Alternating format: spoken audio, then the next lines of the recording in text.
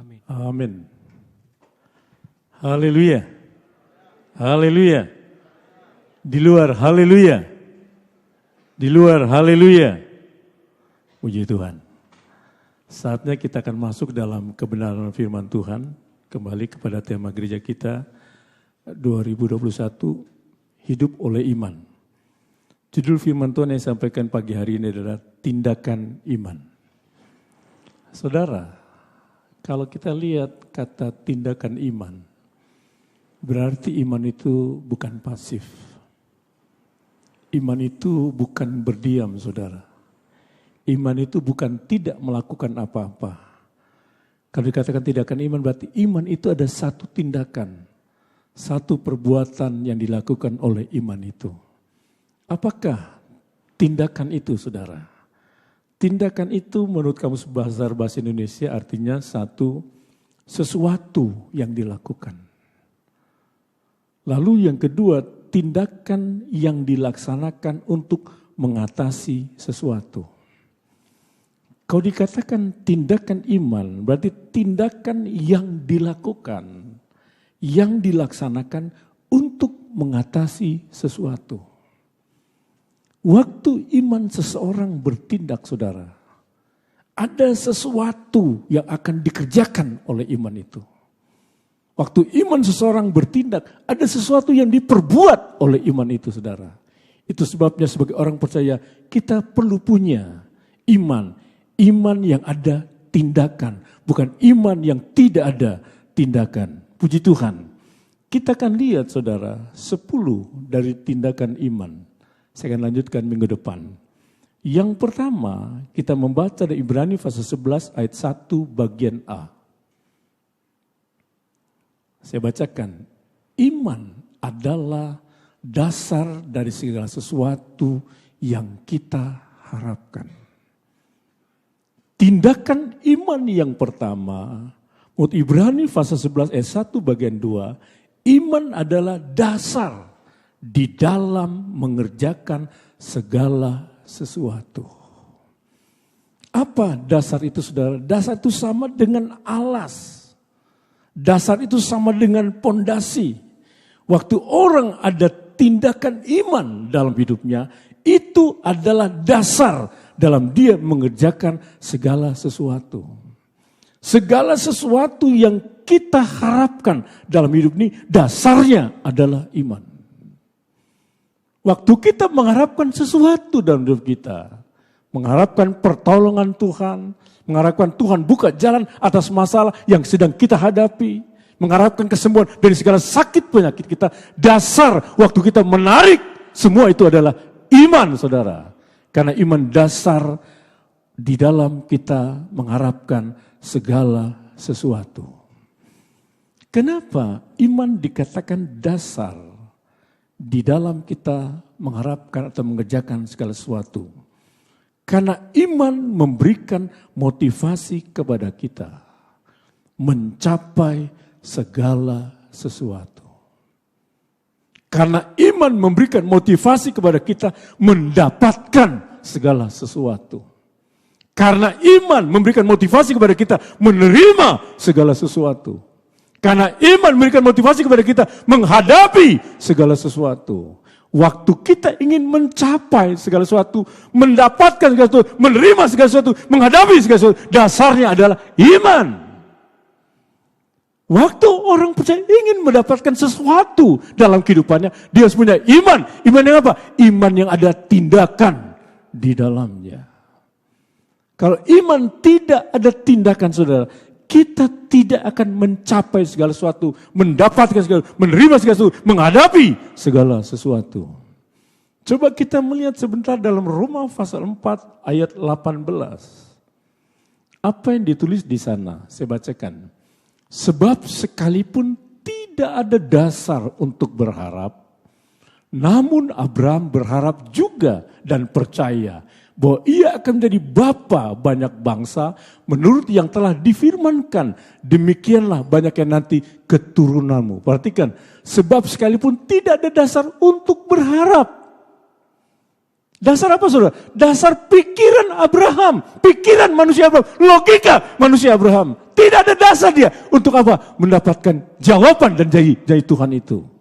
Dia menjadi bapa bangsa. Kenapa? Secara logika, pengetahuan Abraham, dia tidak punya dasar. Karena umurnya, saudara, sudah hampir 100 tahun. Kekuatan keremajannya sudah hilang dalam hidupnya. Istrinya Sarah sudah mati, saudara Haid. Secara ilmu medis tidak mungkin lagi Abraham dan Sarah bisa mendapatkan anak. Maka dikatakan menurut dasar pikiran manusia Abraham, logika manusia Abraham, tidak mungkin dia bisa mendapatkan janji-janji Tuhan itu. Tetapi perhatikan di sini saudara, coba tampilkan lagi. Namun Abraham berharap juga dan percaya. Waktu kata ini dikatakan Abraham berharap juga dan percaya. Inilah dasar iman Abraham. Tindakan iman Abraham. Bahwa dia akan menjadi bapa banyak bangsa. Waktu iman Abraham ada tindakan saudara. Dia bisa mendapatkan apa yang dijanjikan oleh Tuhan. Dia menjadi bapa banyak bangsa sesuai janji firman Tuhan di dalam kehidupannya. Apa yang kau sedang harapkan hari-hari ini saudara? Apa yang kau ingin dapatkan hari-hari ini? Apa yang kau ingin capai hari ini dalam hidupmu? Engkau punya iman. Tapi Tuhan ingin lihat imanmu tidak pasif saudara. Imanmu tidak melakukan apa-apa. Tapi iman ada satu tindakan, satu perbuatan yang dilakukan atas imanmu. Waktu imanmu ada tindakan, itu dasar dari kita mendapatkan segala sesuatu di dalam hidup ini. Yang kedua saudara, Ibrani 11 ayat 1 bagian B. Tampilkan, saya baca keseluruhannya. Iman adalah dasar dari segala sesuatu yang kita harapkan. Perhatikan, bukti dari segala sesuatu yang tidak kita lihat. Yang kedua sudah tindakan iman itu adalah bukti dari segala sesuatu yang belum terlihat. Apa arti bukti? Bukti itu artinya keadaan nyata, saudara. Bukti itu artinya tanda, saudara. Iman itu bukti keadaan nyata dari segala sesuatu yang belum terlihat. Dia belum lihat, saudara. Apa yang Tuhan berikan dalam hidupnya. Dia belum lihat apa yang Tuhan buat. Tapi dia percaya. Dia dapatkan apa yang dia inginkan dari Tuhan. Itulah iman. Bukti dari segala sesuatu yang belum terlihat. Pertanyaannya adalah, kapankah iman itu menjadi bukti? Karena dikatakan iman adalah bukti dari segala sesuatu yang belum terlihat. Nah, kapankah iman itu menjadi bukti? Saya jawab, ketika kita masih berdoa. Doa itu menjadi bukti bahwa jawaban telah kita terima dengan iman sekalipun belum kelihatan. Kapan iman jadi bukti? Ketika kita masih berdoa, saudara. Ketika kita masih berdoa, doa itu menjadi kebukti bahwa jawaban telah kita terima dengan iman sekalipun belum kelihatan. Kita percaya, Tuhan saya percaya, Engkau pasti menolong saya.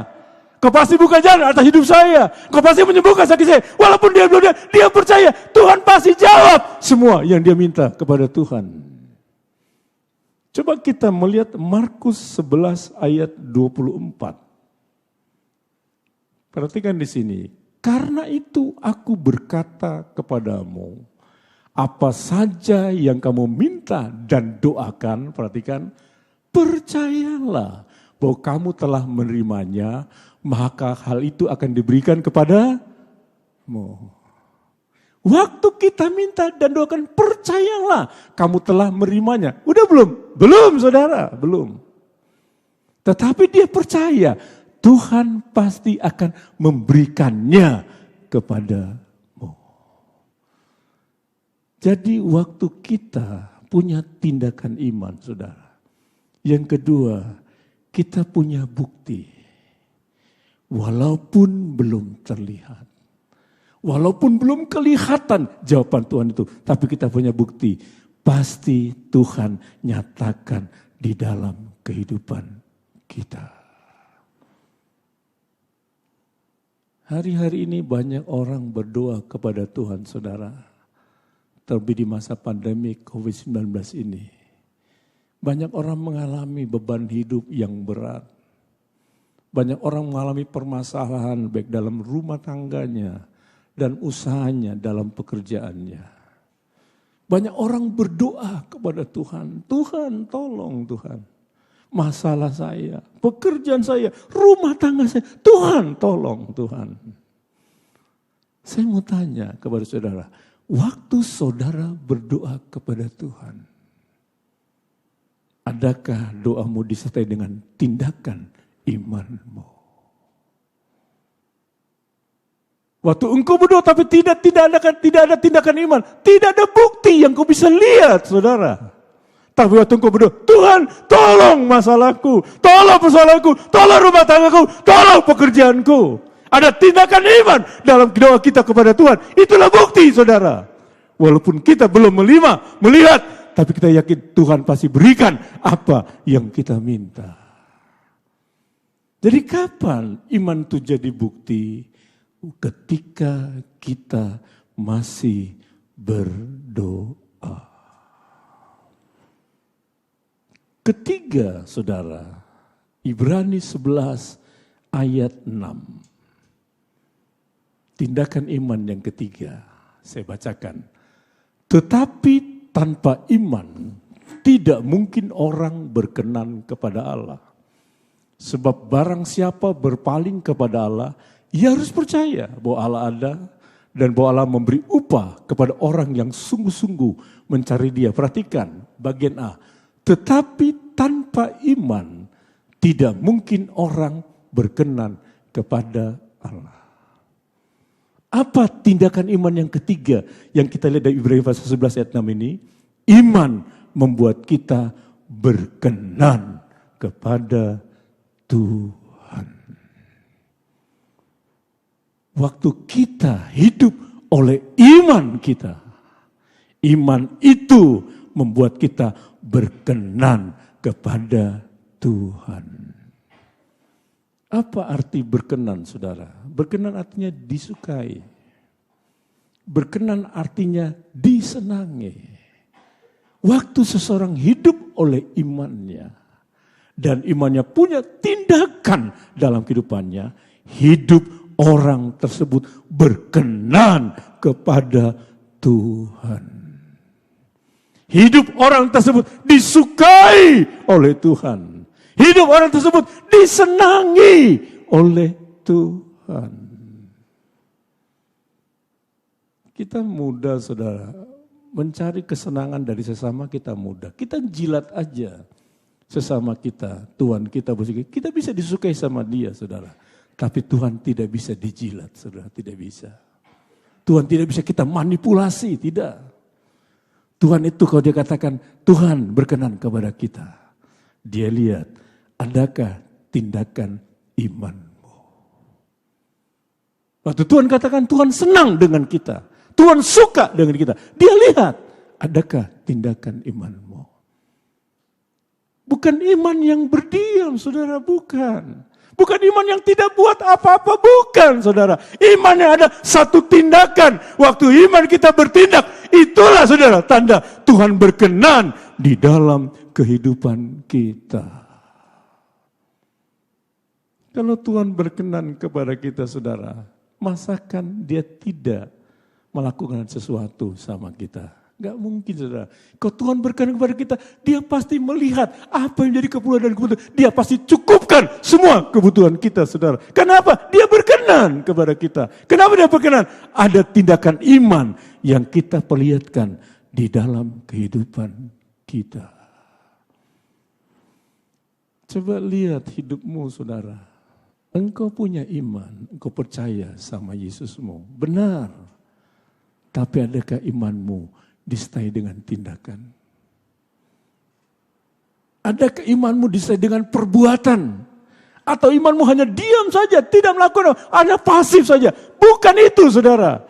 Iman terus disertai dengan satu tindakan. Waktu iman kita bertindak, hidup kita berkenan kepada Tuhan. Yang keempat, saudara, Matius 17 ayat 20. Saya bacakan.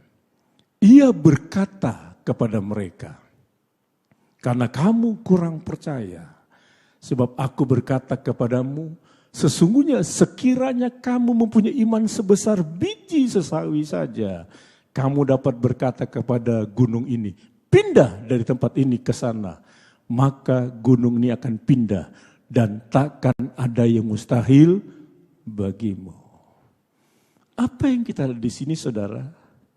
Sebagai tindakan iman yang keempat, iman adalah alat untuk memanifestasikan kuasa Tuhan.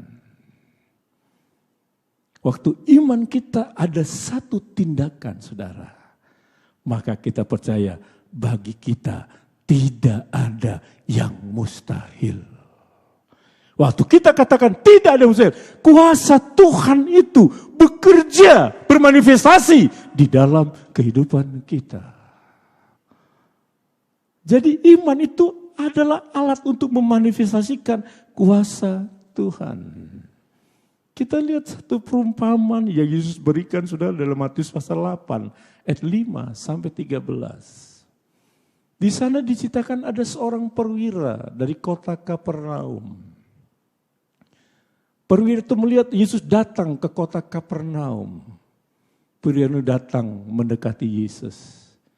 Dia katakan seperti, Tuhan, tolonglah hambaku, sakit lumpuh, dan dia sangat menderita. Dia seorang perwira, saudara.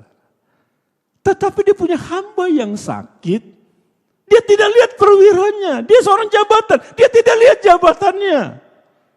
Kenapa dia bawa masalah hambanya kepada Yesus? Karena dia mengasihi hambanya. Sering kita melihat seorang Tuhan bawa hambanya sakit. Jarang, saudara, jarang. Jarang. Kadang banyak Tuhan yang membiarkan hambanya sakit, bahkan sampai mati.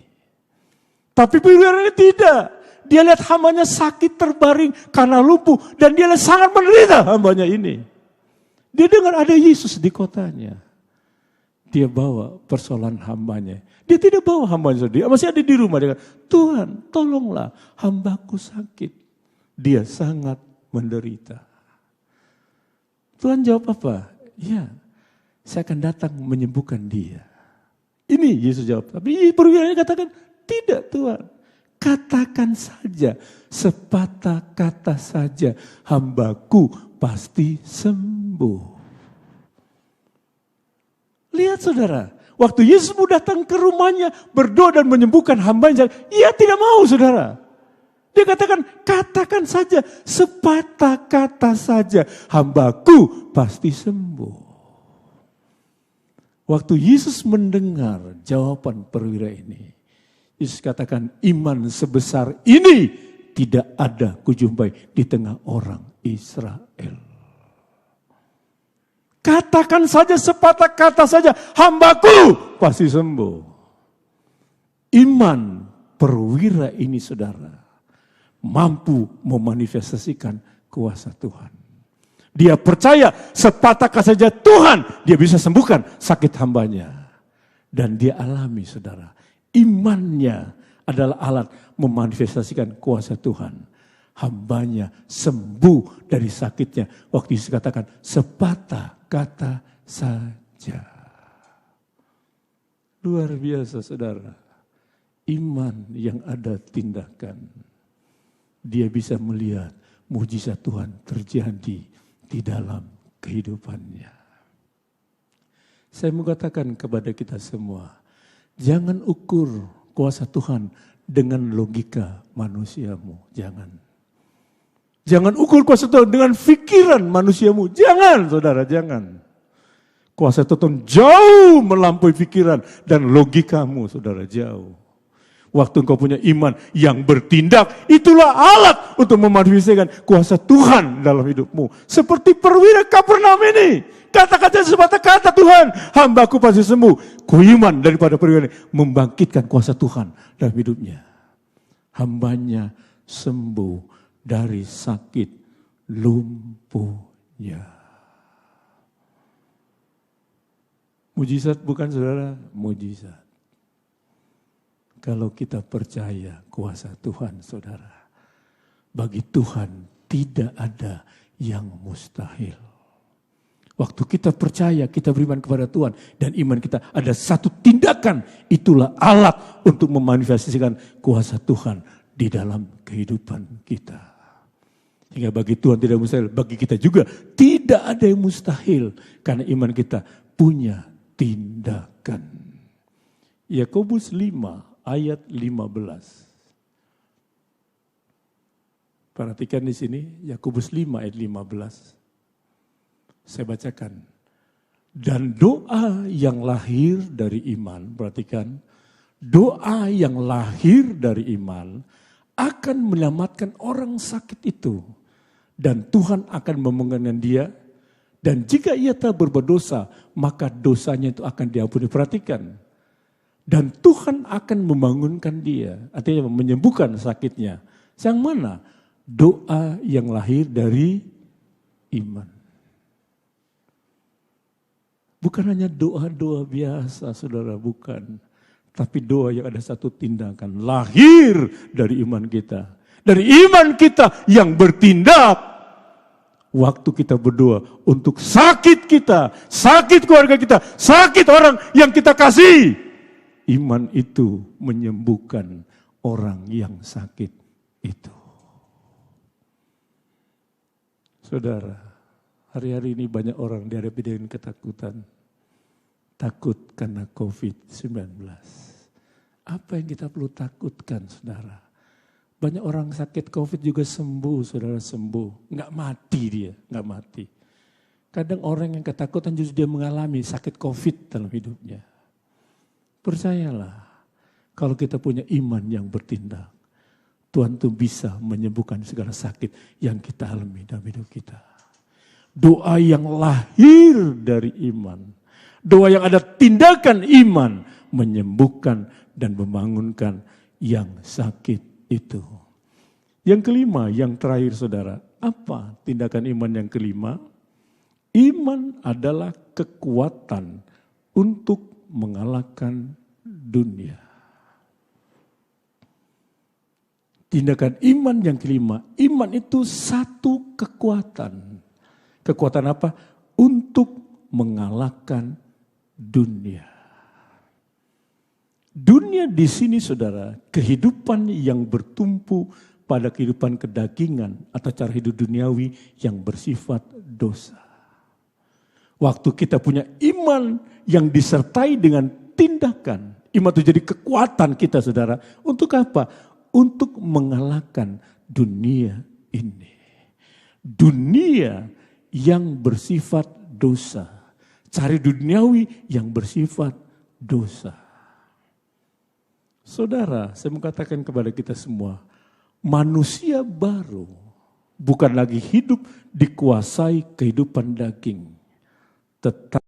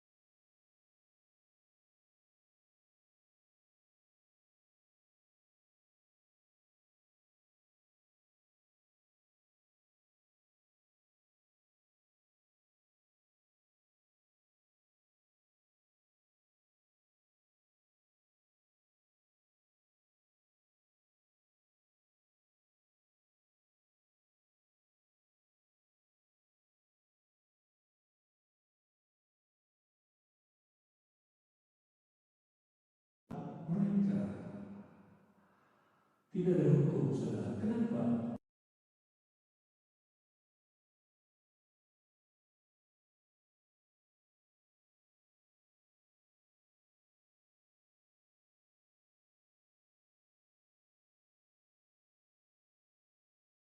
Ya benar, salah ya salah. Ya di atas iya, tidak di atas. Maka dikatakan tidak ada hukum yang menentang mereka. Nah saudara yang saya kasih, untuk mematikan keinginan daging dan mengikuti keinginan roh, perhatikan, untuk mematikan keinginan daging dan mengikuti keinginan roh, maka iman menjadi kekuatan untuk mengalahkannya. Waktu orang itu punya iman, dan iman ada satu tindakan. Tindakan iman itulah yang mengalahkan perbuatan daging di dalam kehidupannya. Kehidupan duniawinya bisa dikalahkan. Waktu imannya ada satu tindakan. Lalu dia bisa mengikuti keinginan roh di dalam kehidupannya. Saya tidak jabarkan apakah itu perbuatan daging, apa itu keinginan roh. Tidak.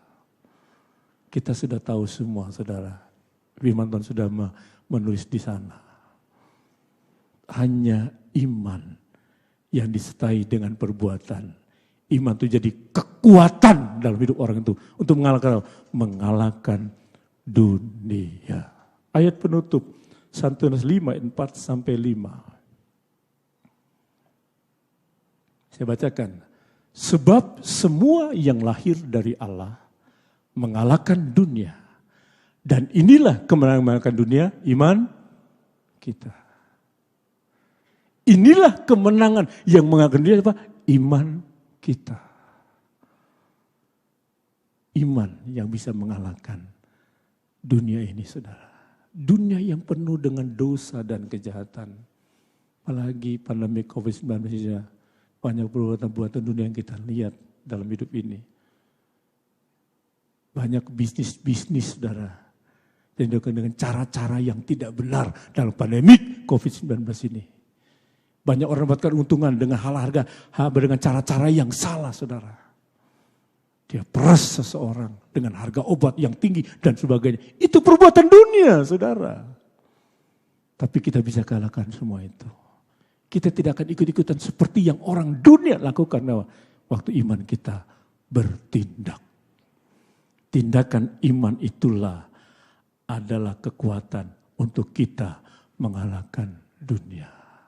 Mari saudara, kita semua percaya sama Yesus. Kita semua beriman kepada Yesus. Tapi iman seperti apa yang kau miliki dalam hidupmu? Apakah ada tindakan iman dalam hidup imanmu? Atau imanmu hanya berdiam saja? Pasif saja, tidak melakukan apa-apa.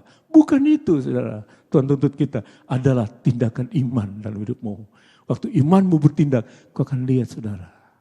Sesuatu Tuhan kerjakan di dalam kehidupan kita. Mari kita berdiri. Kita siapkan kehidupan kita